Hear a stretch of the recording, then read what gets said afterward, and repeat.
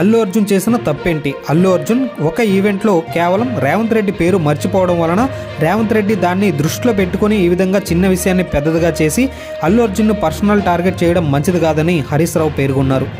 Present చూసుకున్నట్లయితే ఇది ఒక చిన్న సమస్య అని, తెలంగాణలో చాలా పెద్ద సమస్యలు ఉన్నాయని, రీసెంట్గా ఒక గురుకుల పాఠశాలలో దాదాపుగా పాము కాటుకు 50 మంది చనిపోయారని, దానిని ఏ నాయకులు పట్టించుకోవట్లేదని హరీష్ రావు పేర్కొన్నారు.